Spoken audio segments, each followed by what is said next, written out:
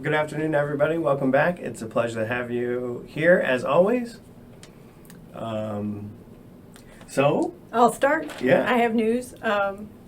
We have an update, maybe, on MODS, and the migration, which was put on hold, may be happening toward the second half of August. So the issue is, when do you get your application in? And I would say sooner rather than later. So try to get your application in at the earliest opportunity. They will do a backup before they do the migration, but I'd rather just be safe and try to get all of our people in the system before they start doing something with it. well, that's good news for the future. But for right now, you only have 4 weeks left. So, welcome to August. We have a month left to get those initial applications turned in. Send them to the group email. And then it sounds like they'll be able to access it after, if the migration happens. Yes, it should be Great. down for 4 days, whatever period of time they decide to do the migration. They'll do a backup, take the system down for 4 days, and then supposedly it should be back up. But again, I'd rather be safe. We heard that before, too, Yeah, right? we've heard that before, so I'd rather be safe than sorry. Okay, great. Well, that's exciting.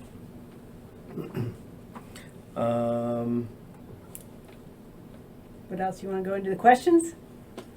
Yeah, let's roll straight in the question. So, one of the questions I get every week, probably 3 to 4 times a week, is NADDS. I just don't get it. How do I get NADDS? Do I lose my spot if I get NADDS? Who do I have to talk to get NADDS? Yes. So the person you talk to get NADDS is the specialty leader. And if you're wondering why there aren't numbers in the BUMed note, that's because the numbers are a moving target until we have for sure the solid number of who's graduating this year. And there are students up until the nth hour that are getting rolled back or have medical issues or whatever. And so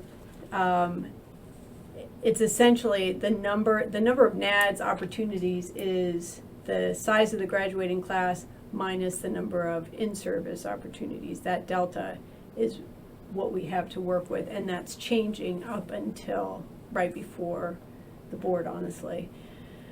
So that's background for you. If you are interested in NADDS, just indicate it on your application as a location. That is really what you have to do on the Navy side. And then all of you are supposed to be putting in an ERAS application.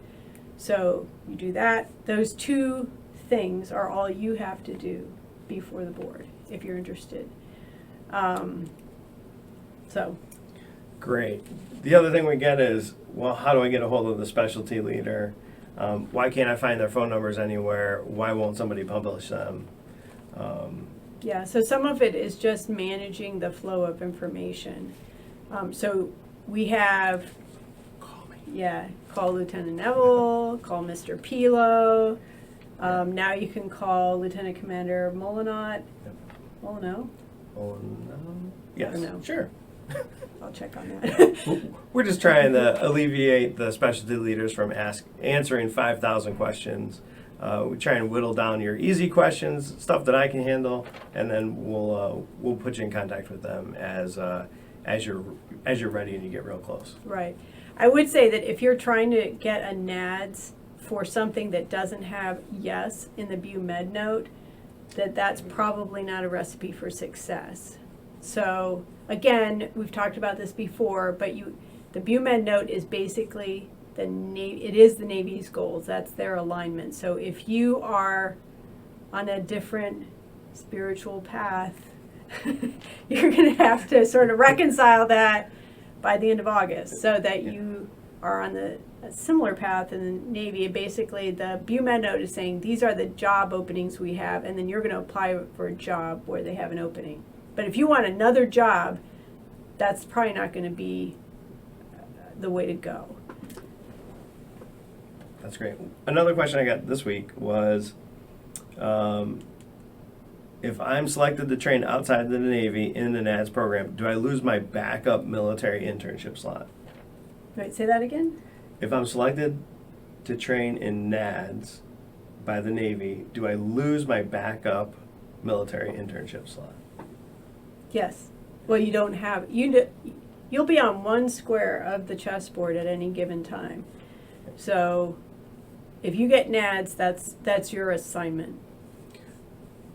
The next question immediately after that, with no period, is now what happens if I don't match? If I was selected for NADDS, I lose my military slot, but I don't match in civilian match. Yeah, so typically if you don't match at all, that's very, very rare. It is possible for someone to not match for the whole residency, and I'll give you an example is say surgery. So you get accepted, like the Navy picks you for full deferment surgery. You go out and you get a preliminary year in surgery. That's fine. You go ahead and do your preliminary year. Often, and I would say more than half the time, you'll get offered to basically to continue in the program. Essentially, they gave you a preliminary year because you were an unknown quantity. They want to make sure you're going to do fine. You're doing fine. They'll offer you the rest of the thing. And you don't have to come back to the selection board for that. So that's probably the easiest case. Now, let's say the Navy gives you a full deferment for surgery and you match on the outside with OBGYN. That has happened in the past. So that's not going to work out because you weren't selected for OBGYN. So then you're in a terrible situation, right? Because now the match is a contract with another, program, civilian program. So now you're in violation of the match rules because you said you were able to participate in this program when you weren't, and then you're in trouble with the Navy because they picked you for surgery and you applied for something else. So again, alignment is a big part of this, and getting a preliminary year in surgery is not ideal, but it's not the end of the world either. Applying on the civilian side for what you want but not what you were selected for is going to be a problem for you.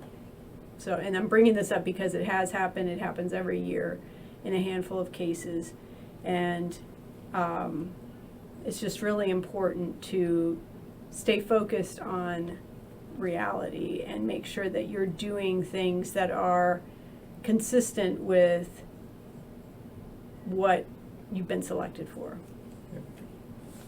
Great. So this one comes from Georgetown, student there. The BUMED note says to label the files with my GME application ID number. I don't have that number. How do I get it? Where does it come from? I don't know the answer to that. Where is it? You're right, we don't have it. We don't have your application yet, so send your application in. Once we get that, we'll enter it into MODS, and then we'll be able to send that to you for all the remaining documents. So once you actually apply, you'll get that application ID. So love the attention to detail, keep it up. And all the remaining documents for that application will match that number. So good job.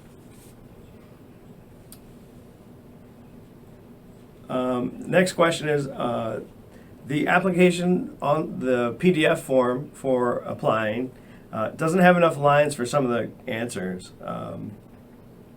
Can I also submit my CV that I use professionally and for ERIS?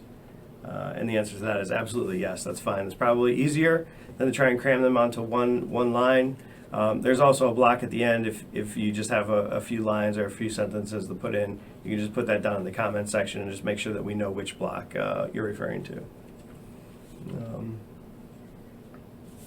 that it for yours? Let's see. Should Yeah, we take I think that's the it. other ones? Why can't I see my past documents? Ooh. Well, you need to apply this year in order to see those old documents. So these are folks that applied previously. Those documents will stay in the system. Once you actually apply, they'll repopulate to your current application. Now that's not all of your documents. Your letters of recommendation won't move forward with your application. And that's intentional, right? We want a current letter of recommendation, not one from 4 or 5 years ago. So it's just a way that I encourage you to get something updated. On the website, how do I track what additional documents need to be submitted and which ones have been submitted already? Ooh, so in the BuMed note, Enclosure 2 has a cheat sheet that you can just check off each item. How do you track on the website? Meaning the MODS website. On the I MODS assume. website. You can access your documents and see if they've been uploaded. Yep, So. absolutely. Where do I have my letter writers send my letters of recommendation? The group email. That's the answer to Yep. 80% of the Everything. questions. It's in the BuMed note. Send it to the group email. All right, and then we have some feedback from some of our staff who've been fielding questions from you guys. So in no particular order, please don't send repeat emails asking if your application has been created yet. We will email you once your application has been created. Next item. For anyone sending letters of recommendation, please be sure they know that the letter needs to be sent as a PDF, not as a regular email. That's a key point. Must be as a PDF attachment. Next item, letters of recommendation from past applications do not roll into current applications. This goes back to that last question as well. It is highly recommended that you get new letters for each new updated letters for each application cycle. Next, when sending us a paper application, please be sure that you fill out all the required fields. If the application is incomplete, we will send it back to you for correction. Next item, I am a current PGY2 and I'm wondering if I'm supposed to upload a new transcript or any other documents besides the commanding officer endorsement to my pre-existing application. So the answer to that question is see the BuMed note. That's also a good place to look for many of these questions for required documents. If the documents are already in your application from the past, there's no need to re-upload it. And then finally, if you have applied in the past and you have an account, MODS will not allow you to create a new account since you already have a pre-existing one. If you get a message that says your social security number is in use, contact us and we can help you retrieve your login information. And contact us means group email. All right. That's it. Any questions? I don't have any questions. Do you have any questions? I don't have any questions. All right, we'll see you next week. All right. Bye.